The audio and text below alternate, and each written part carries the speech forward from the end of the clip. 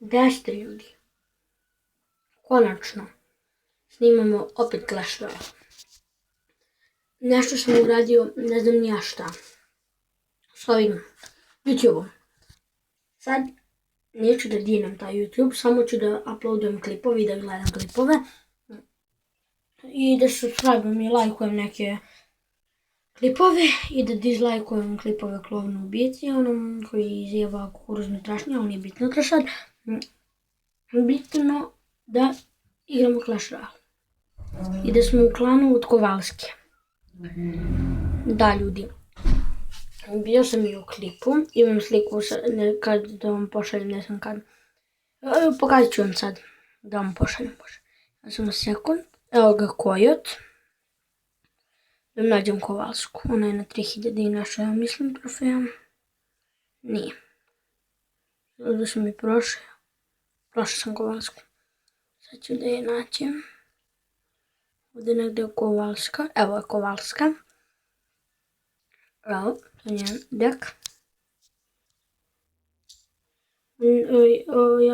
Evo, imamo i dungeon. Ne znam kad ću moći, kako god hoćete da ga otvorim. Kad se otvori da ga otvorimo, mislim kad se ovo, šta se radi sa ovim? Kad se ovo, kada ga otvorimo, ne znam sam što sam rekao. Pazite ljudi ovo, ja dam sestri da mi otvara clan chest. Nije legendarna, ali je canon kart. Dobila mi je canon kart. I da vam pokažem nešto. Vidite. 10. sam arena. Pazite koliko legendarnih imam. Iz crown chesta, iz silver chesta. Prvo mi je bio iz silver chesta, iz free chesta, iz silver chesta, iz legendary chesta, iz crown chesta. Da li biš? Da, jest iz super magical chesta. Onda ide iz free chesta. Onda sam mnogo kupio u shopu i onda sam dobio iz silver chesta opet bandita. Znači 3 legendarne u silver chestu. Bitno mi je da imam nešto da uradim sa ovim.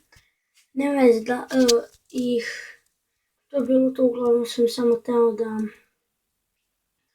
vam kažem da mogu da sam se vratio snimanju i da ću sad aktivno da snimam.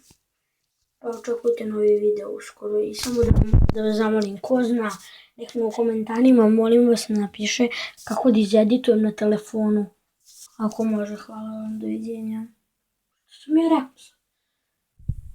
Hvala vam, ostavite.